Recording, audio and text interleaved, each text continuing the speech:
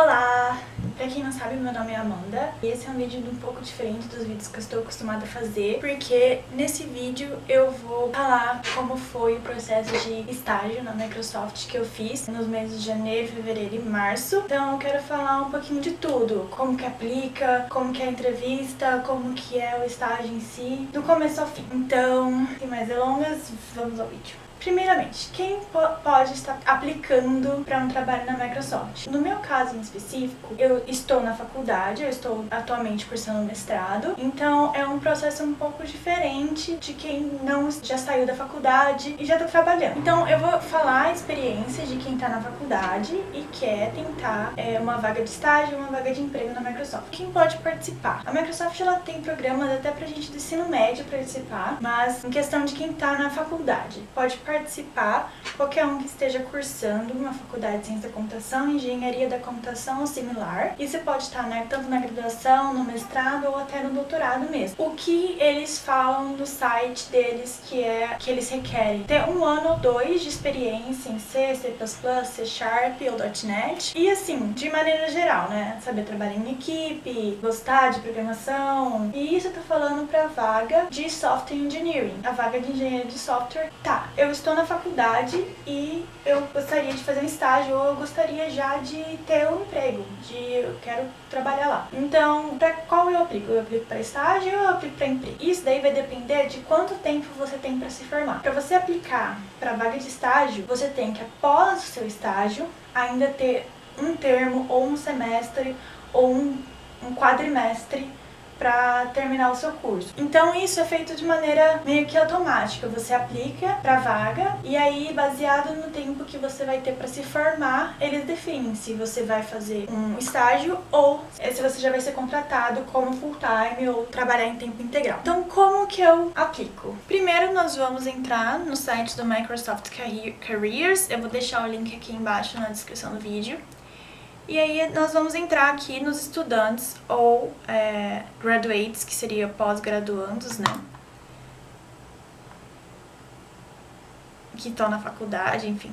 E vai escolher uma região. Na minha experiência, nos Estados Unidos é onde tem as oportunidades de estágio para engenheiro de software. Eu não tenho conhecimento se tem em outro lugar. Eu sei que tem o Canadá como reserva, caso o seu visto não seja aceito nos Estados Unidos, mas eu acho que não existe vaga para engenheiro de software aqui no Brasil. Então, se você quiser fazer um estágio na Microsoft, provavelmente vai ser nos Estados Unidos. E aí você vai entrar aqui, dá pra ver que tem vaga para pessoal do ensino médio, como eu mencionei. E, no meu caso, aqui na faculdade. Então aqui você consegue ter tem mais descrição sobre as vagas disponíveis para quem está na faculdade. Então o que eu apliquei foi essa primeira aqui, mas tem outras opções também. E aí você vem aplicar agora. E aí que vai aparecer o filtro dos empregos disponíveis. Então você até consegue ver aqui aonde que aquele emprego, aquela vaga está sendo oferecida, Nesse caso, só Estados Unidos e no Canadá, como eu falei, Canadá me reserva ali, caso o serviço não seja aceito. Então eu entrei aqui, aqui está falando um pouquinho mais sobre a vaga de engenheiro de softwares, as responsabilidades, qualificações e tudo mais. Aplicar agora. E aí eu vou entrar aqui com alguma conta. Eu já tenho conta salva, então já vai ter aqui o que eu preenchi.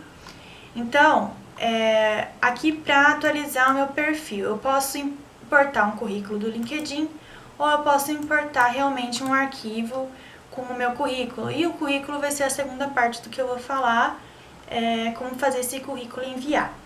E aí vai ter aqui os campos para você preencher e tudo mais, e também sobre as suas experiências de trabalho, suas experiências da universidade e, adicionalmente, tem as linguagens de programação que você sabe mais. E aí você vai continuar a aplicação e aí você segue daí. Sobre o currículo. Bom, o currículo O recomendado é que você faça de 1 a 2 páginas de currículo. Se você ficar fazendo um currículo muito grande, não é interessante. Mais de 2 páginas, você está colocando projetos que talvez não sejam tão significantes assim. O importante mesmo é você colocar os projetos mais interessantes, que você tem mais orgulho, assim, no seu currículo. E isso vai 1 a 2 páginas de currículo. Outra coisa, eu tô na faculdade, eu tô num curso integral, eu não tenho experiência de trabalho. Isso foi o meu caso também, eu não tinha experiência de trabalho, muito pouquinho. Então, o que eu coloquei foi os meus trabalhos da faculdade, mais os projetos maiores da faculdade, né? Aqueles projetos semestrais que você coloca um esforço maior para ele, e os mais interessantes desses daí também. O LinkedIn. Eu não sabia que o LinkedIn era tão usado assim pelos recrutadores da Microsoft, mas ele é.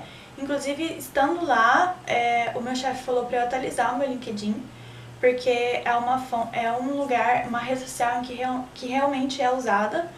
E para os recrutadores é algo bom, porque o LinkedIn já tem um formato pronto, então os recrutadores sabem onde encontrar as coisas. Diferentemente de um documento, que cada um pode criar um layout diferente, um formato diferente, enviar para o recrutador, e ele não sabe onde estão as coisas. Então, recomendação é, se optar por LinkedIn, deixe o seu LinkedIn atualizado.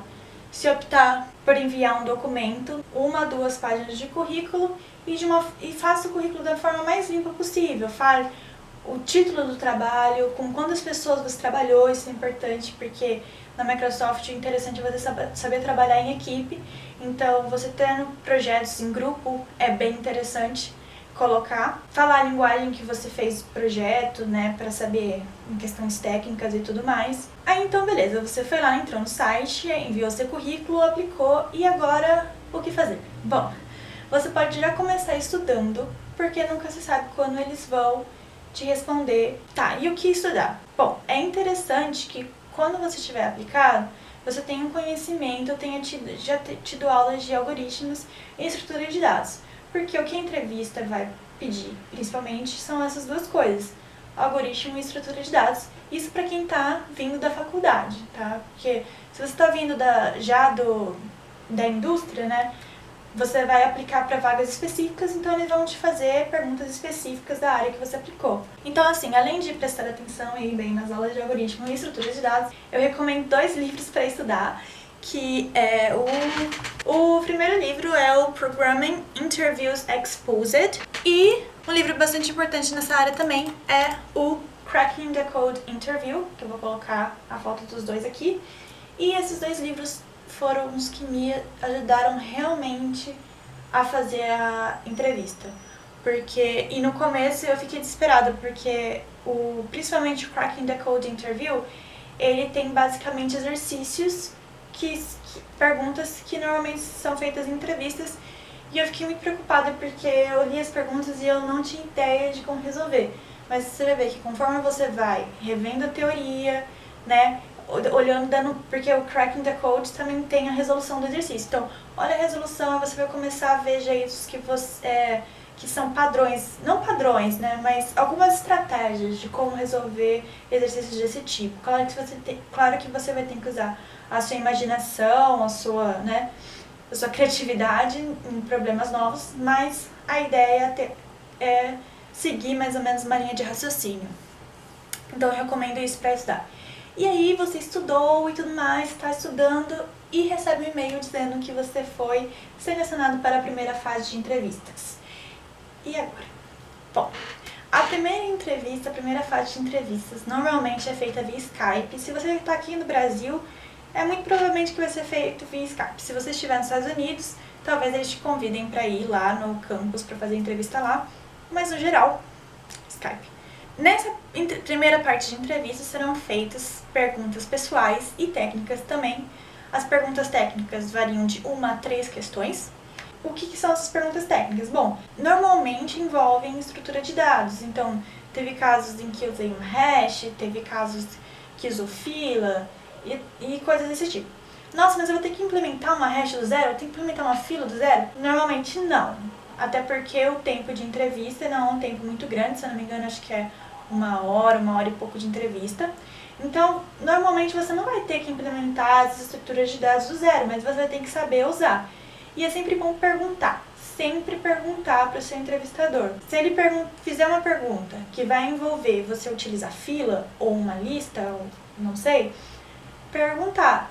Eu posso considerar que a criação da fila, a criação da pilha já tá feita? Posso considerar que eu só vou essa função de adicionar item na lista e remover item na lista já está feito? Então, você pergunta se você pode considerar que certas funções já estão criadas, para você focar realmente na resolução do problema em si, porque a resolução do problema não vai ser crie uma fila, crie uma pilha, vai ser algo que vai envolver a criação de uma pilha, uma fila, etc. Tô dando exemplos de pilha e fila. Mas é bom perguntar, você não pode chegar assumindo que já existe, só chamar a função sem perguntar, porque se o entrevistador falar assim, não, você vai ter que criar, então você vai ter que criar. Outra coisa importante, você vai receber um problema, é bem provável que você não vai saber resolver ele de cara, você não vai ter uma resposta. E se você tiver uma resposta bem de cara, provavelmente você já viu esse problema e você deve falar para o seu entrevistador que você já viu aquele problema para ele mudar. Porque se o entrevistador percebe que você já viu aquele problema e está fazendo ele de novo, já sabendo como resolve, não vai ser interessante. Mas é importante você ter calma, porque caso você nunca tenha visto aquele problema, ele vai parecer muito complicado a princípio. Normalmente os problemas são assim. Então, tenha calma, respire fundo, pense nas estruturas de dados que você pode usar, pense nas restrições que você pode ter e uma coisa importantíssima, fale o que você está pensando para o seu entrevistador. Não fica mudo. É uma conversa por Skype. Não fica mudo, tipo, fica aquele silêncio embaraçador. Aquele silêncio. Como é? Embaraçador? Embaraçador é uma palavra? Não sei. Enfim. Fica aquele silêncio assim mortal e ninguém fala nada e o entrevistador não sabe se você está pensando numa solução genial ou se você está emperrado e não sabe o que fazer. Então, assim, estou emperrado e não sei o que fazer. Pergunta, fala pro seu entrevistador, olha, eu acho que é assim. E não fala assim, não sei. Eu não sei como fazer isso, e agora? Não sei.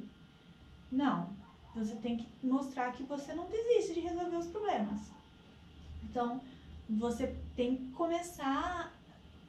Uma dica, se você começar a pensar em soluções, por mais que as primeiras soluções que você vai pensar não vai ter nada a ver com o seu problema, eventualmente você vai acabar chegando em uma que vai ser a solução. Então, assim, vai falando alto, vai falando com... Porque o entrevistador, ele tá do seu lado, ele quer que você passe. Então, ele vai te ajudar, ele vai dar dicas. O entrevistador vai dar dicas pra você de como resolver um problema. Então, fale alto o que você tá pensando, converse com seu entrevistador é seu amigo nesse momento. Então, converse com ele. Então, tá, ele vai fazer algumas perguntas pessoais, por exemplo, me fale um pouco desse trabalho aqui que você colocou no seu currículo, ou me fale no que você gosta mais de trabalhar, esse tipo de coisa, pra, assim, você ficar mais calmo. Vai começar com essas perguntas mais tranquilas pra você se acalmar, depois vai vir as perguntas técnicas.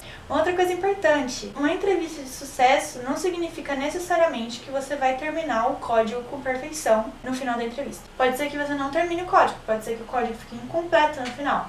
O importante pro entrevistador é que você já falou pra ele como você queria resolver o problema, você tá codificando, porque o entrevistador precisa saber se você sabe escrever código, e ele quer saber da sua ideia, como você está abordando o problema, e não necessariamente o código perfeitinho, compilado de primeira. E sobre a linguagem de programação que você vai escrever esses códigos, normalmente é em aberto, para você escolher a linguagem de programação que você quiser, que você se sentir mais confortável. E aí, beleza, aí no final, o entrevistador vai falar para você fazer perguntas. E essa é uma boa oportunidade para você conversar com o seu entrevistador e fazer perguntas sobre a Microsoft, né? Como que é trabalhar na Microsoft? Não vai perguntar de salário, pelo amor de Deus. Não vai perguntar de salário, ou quando vai ser minhas primeiras férias, né? Você nem foi contratado e já quer saber de férias, né? Não vamos perguntar essas coisas, não. Vamos perguntar como que é, né, trabalhar na Microsoft, sabe? Sei lá, suas dúvidas. Então, beleza. Finalizou a entrevista. Vou espirrar. Não espirrei. E aí o que você vai fazer? Você vai estudar mais. Por quê? Porque tem a chance de você ser chamado para a segunda fase de entrevistas. E nessa é bom estudadinho, sabe? É bom estudar. Beleza, você passou na primeira fase de entrevista, esperou um pouco, recebeu um e-mail da Microsoft falando que você foi chamado para a segunda fase de entrevista. Aí é uma beleza, é uma felicidade só. E você vai ver que, assim, são poucas pessoas que são chamadas para a segunda fase da entrevista. Então, parabéns. E se fizer tudo, né, seguir as dicas e estudado, vai dar bom. Agora, como que funciona a segunda parte de entrevista? Você vai ter um tempo para se preparar quando eles falam que você passou para a segunda fase de entrevista. Mas é bom já ir se preparando, né? Ir estudando devagar e tudo mais. E aí, nos 2 anos que eu tentei, a gente teve um workshop, né? Teve uma chamada por Skype, onde você conhece os seus recrutadores. Os recrutadores são os amorzinhos da sua vida.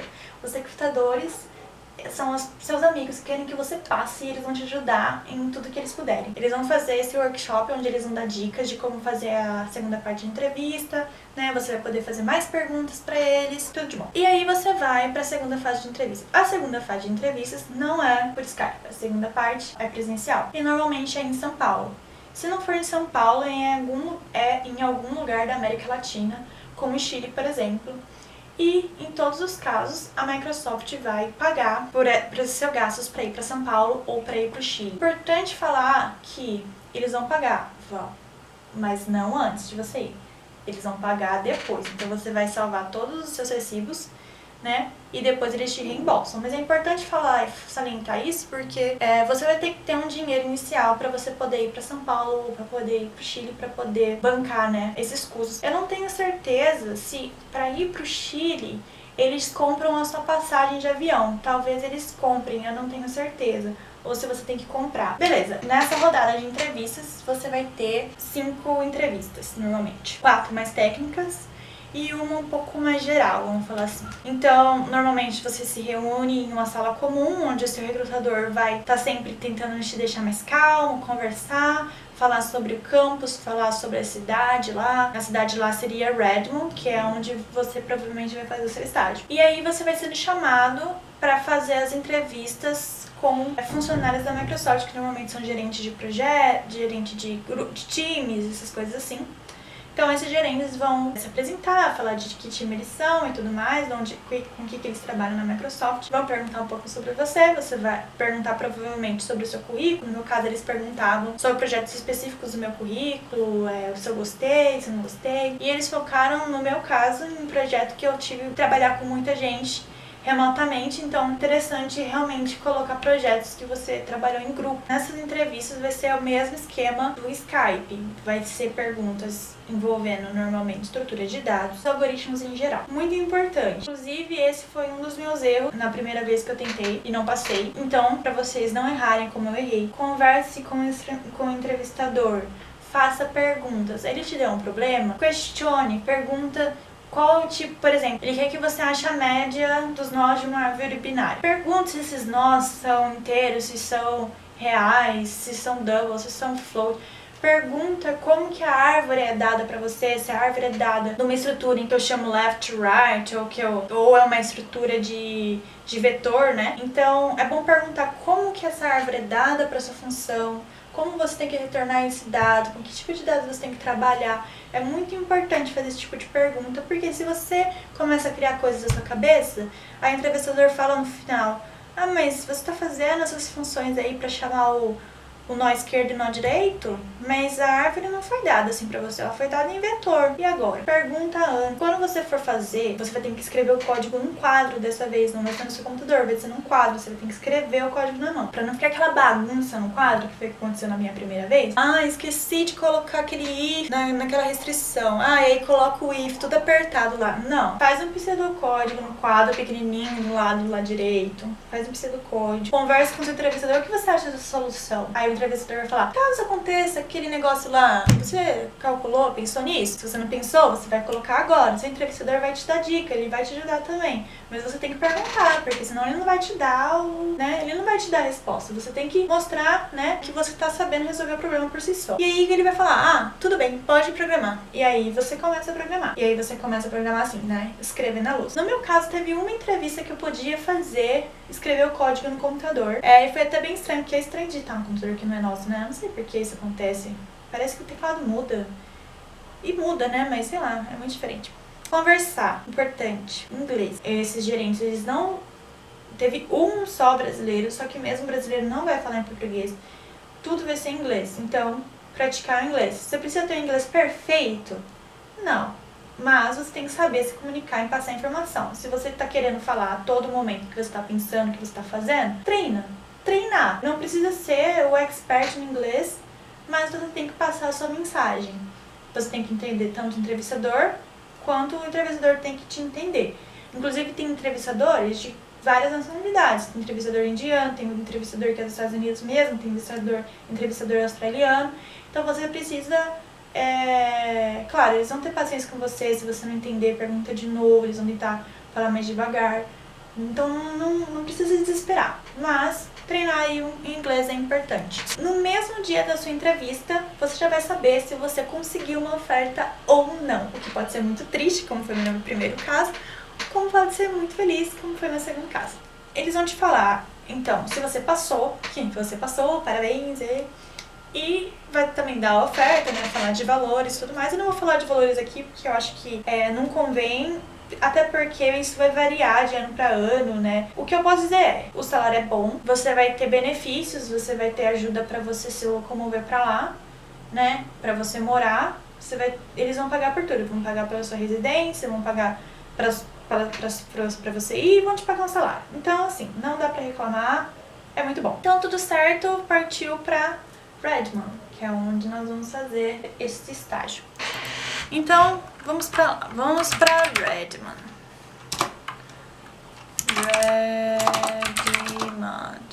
Redmond. Beleza.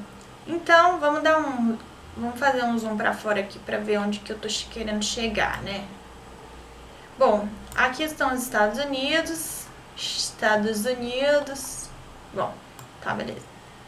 Então, a gente tá aqui embaixo.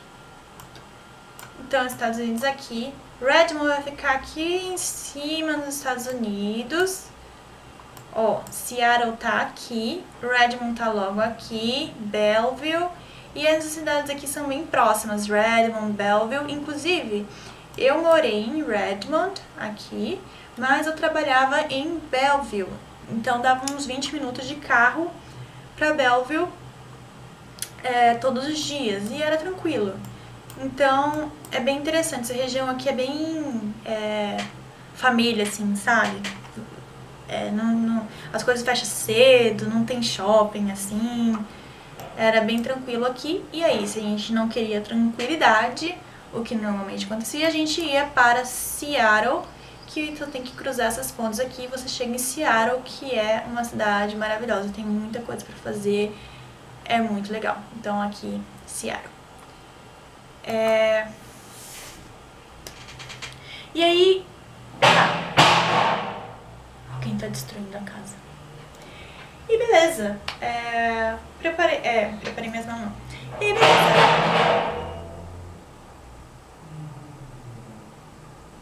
E aí, beleza. Você aceito no estágio e vai para os Estados Unidos. Então, você vai precisar de visto, certo? E aí é outro processo. Você vai ter que ter um dinheiro para bancar o visto. Para você bancar tanto a taxa do visto, quanto para ir para São Paulo, né? No meu caso, eu tive que ir para São Paulo para fazer a entrevista do visto. Eles vão reembolsar esse dinheiro depois? Sim, mas você tem que ter esse dinheiro inicialmente. E aí você vai para São Paulo, faz o visto. Esse visto de estágio, eu fiz o J1 e não é tão complicado assim de tirar. Inclusive eles viam lá os papéis da Microsoft, foi bem rápido para ser aceito. Meu passaporte chegou super rápido com o visto já certo. Então isso eu não tive problema nenhum. Passagem de avião, graças a bom Deus eles compram a passagem de lá, já ida e volta para você.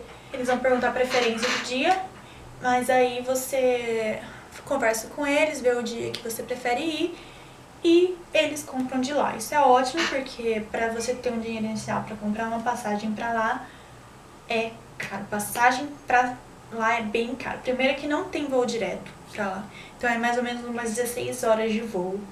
E é cara. É tipo uns 5 mil reais pra você ir pra Seattle. Então, você chegou lá, vai pedir táxi, todos esses valores também, esses valores de realocação, né? Você pedir táxi do aeroporto para onde você vai ficar e tudo mais. Você vai ter que pagar, mas eles reembolsam você depois. E aí, eles também vão providenciar para você uma casa para você ficar lá durante o seu estágio. Mas você tem duas opções, na verdade. A primeira opção, você pegar um dinheiro inicial e procurar a casa por você mesmo.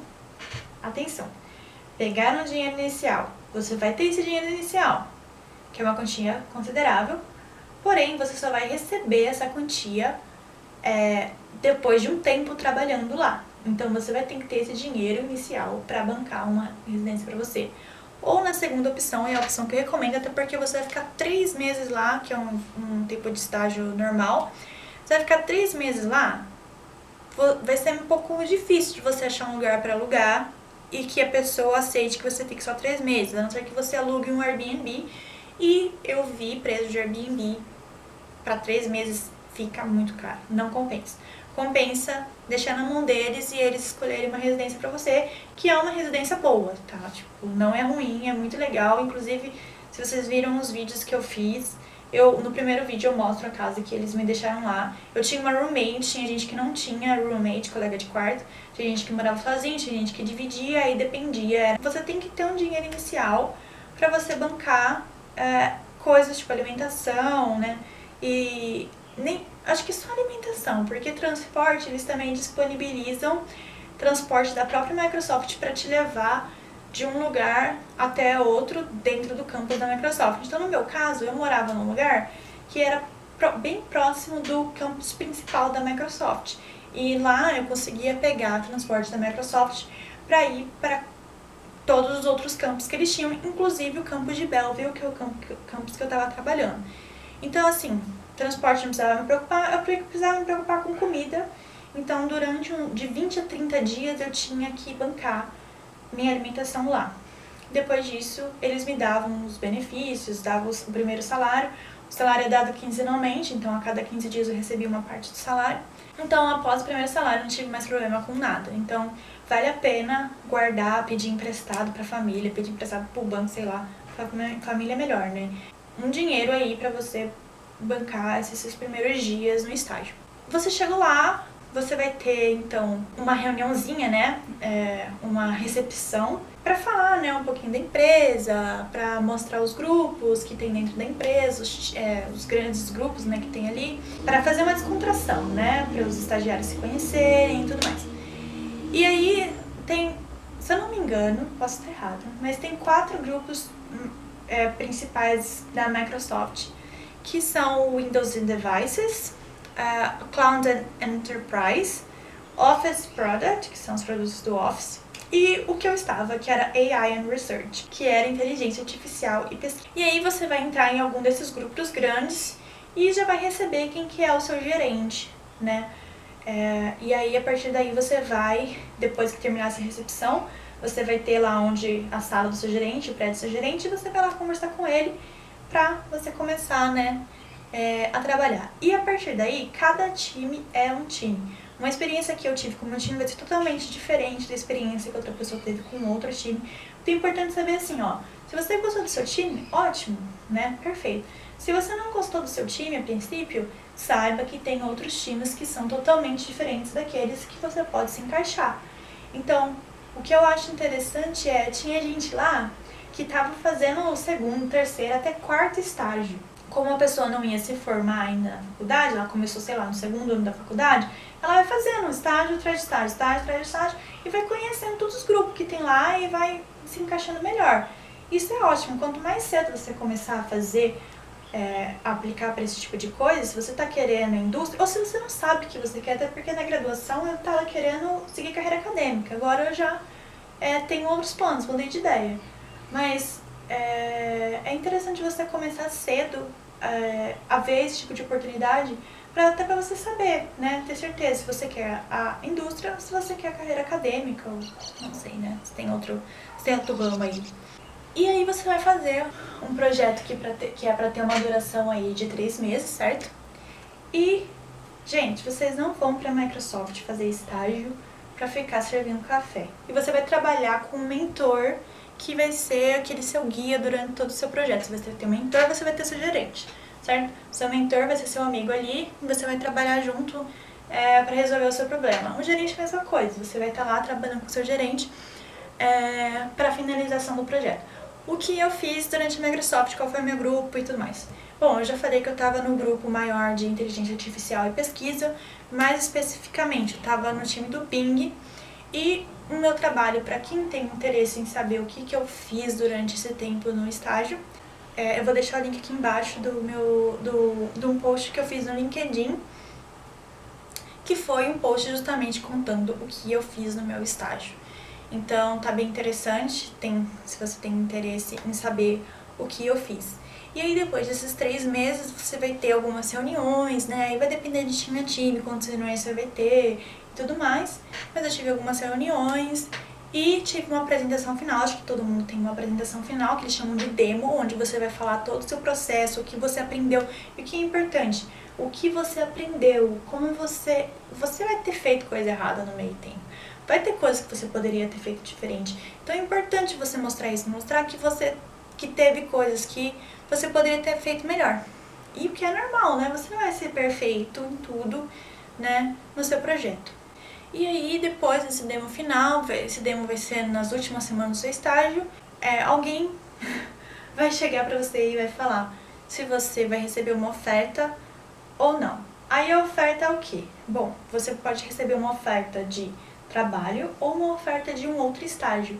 Isso vai depender de quanto tempo vai faltar para você se formar. Então, aí você volta, termina seus estudos e aí se tudo der certo, você volta para lá fazendo mais um estágio ou trabalhando em tempo integral. Espero que vocês tenham gostado desse vídeo.